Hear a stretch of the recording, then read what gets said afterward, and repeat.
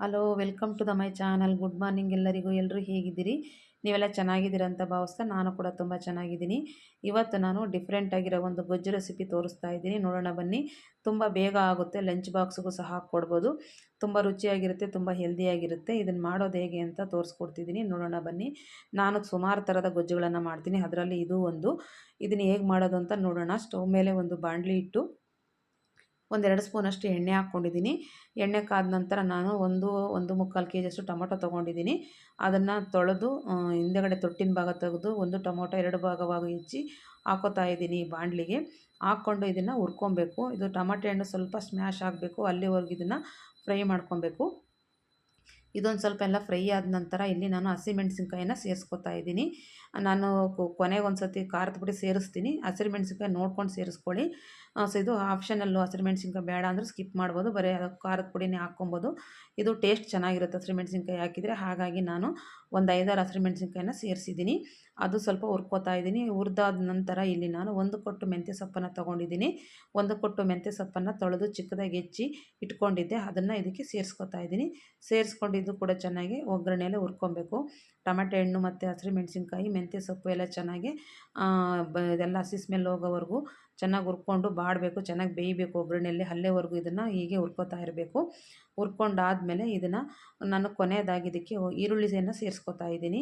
ಇದೆಲ್ಲ ಚೆನ್ನಾಗಿ ಒಂದು 90% ಚೆನ್ನಾಗಿ ಸ್ಮ್ಯಾಶ್ ಆಗಿ ಮೆಂತ್ಯ ಸೊಪ್ಪೆಲ್ಲ ಕಹಿ ವಾಸನೆ ಎಲ್ಲ ಹೋಗಬೇಕು.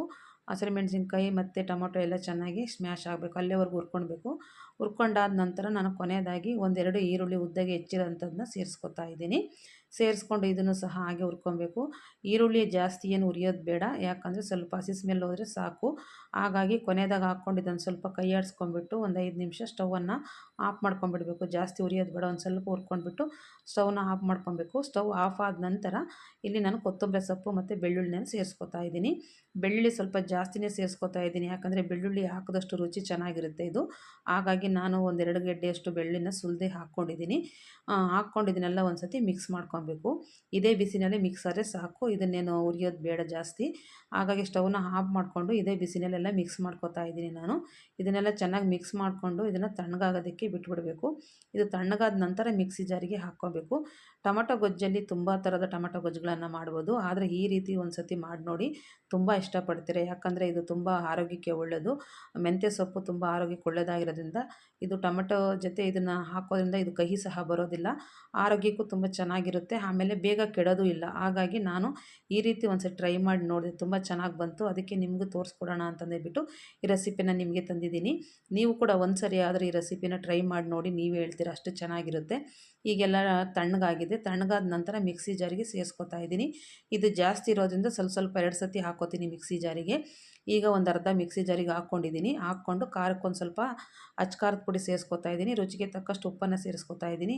ಇದಕ್ಕೆ ನೀರೆಲ್ಲ ಹಾಕೋದು ಬೇಡ, ಯಾಕಂದರೆ ನೀರು ಹಾಕಿದರೆ ಕೆಟ್ಟೋಗುತ್ತೆ ಬೇಗ ಗೊಜ್ಜು. ಹಾಗಾಗಿ ನೀರು ಹಾಕ್ದಲೇ ರುಬ್ಬಿದರೆ ಒಂದು 3 ದಿವಸ ಹಾಗೆ ಇಟ್ಕೋಬೋದು. ಹಾಗಾಗಿ ನಾನು ನೀರು ಹಾಕ್ದಲೇ 2 ಸತಿ ರುಬ್ಕೊಂಬಂದಿದ್ದೀನಿ ನೋಡಿ. ರುಬ್ಕೊಂಡು ಬಂದೆಲ್ಲ ಒಂದು ಸರಿ ಮಿಕ್ಸ್ ಮಾಡ್ಕೊತಾ ಇದ್ದೀನಿ. ಮಿಕ್ಸ್ ಮಾಡಿಕೊಂಡ್ರೆ ಈಗ ಗೊಜ್ಜು ರೆಡಿಯಾಗಿ ಹೋಗುತ್ತೆ. ಇದು ತುಂಬ ನುಣ್ಣಗೆ ರುಬ್ಬಾರ್ದು, ಸ್ವಲ್ಪ ತರ್ತರಿಯಾಗಿರಬೇಕು. ತರ್ತರಿಯಾಗಿದ್ದರೆ ಚೆನ್ನಾಗಿರುತ್ತೆ.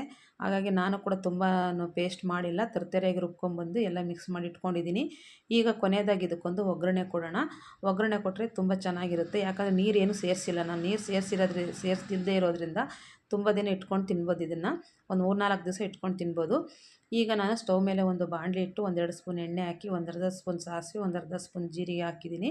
ಇದೆಲ್ಲ ಸಿಡಿದ ನಂತರ ಚಿಕ್ಕದಾಗಿ ಹೆಚ್ಚಿರೋಂಥ ಒಂದು ಈರುಳ್ಳಿ, ಆಮೇಲೆ ಒಂದು ಬೆಳ್ಳುಳ್ಳಿನ ಸಹ ಸೇರಿಸಿ ಹಾಕ್ಕೊಂಡಿದ್ದೀನಿ. ಬೆಳ್ಳುಳ್ಳಿ ಇಲ್ಲಿ ಆಪ್ಷನಲ್ಲಿ ಬೇಕಿದ್ರೆ ಹಾಕ್ಕೋಬೋದು, ಒಗ್ಗರಣೆಗೆ ಹಾಕಿದ್ರೆ ಚೆನ್ನಾಗಿರುತ್ತೆ ಬಾಯಿಗೆ ಸಿಗ್ತಾ ಇದ್ರೆ ಅಂತ ನಾನು ಬೆಳ್ಳುಳ್ಳಿ ಹಾಕಿದ್ದೀನಿ. ಹಾಕ್ಬಿಟ್ಟು ಇದನ್ನು ಒಗ್ಗರಣೆ ಮಾಡ್ಕೊಬೇಕು. ಇದೆಲ್ಲ ಒಗ್ಗರಣೆ ಆದಮೇಲೆ ಈ ಒಗ್ಗರಣೆನ ನಾನು ಈ ಗೊಜ್ಜಿಗೆ ಸೇರಿಸ್ಕೊತಾ ಇದ್ದೀನಿ. ಸೇರಿಸ್ಕೊಂಡು ಎಲ್ಲ ಮಿಕ್ಸ್ ಮಾಡ್ಕೊಂಬಿಟ್ರೆ ಈಗ ಮೆಂತ್ಯ ಮತ್ತು ಟೊಮಟೊ ಗೊಜ್ಜು ರೆಡಿಯಾಗಿ ಹೋಗುತ್ತೆ. ತುಂಬ ಚೆನ್ನಾಗಿರುತ್ತೆ. ಒಂದು ಸತಿ ಆದರೂ ಟ್ರೈ ಮಾಡಿ ನೋಡಿ. ಈ ಥರ ತುಂಬ ಆರೋಗ್ಯವಾಗಿರುತ್ತೆ, ತುಂಬ ಚೆನ್ನಾಗಿರುತ್ತೆ. Lunch box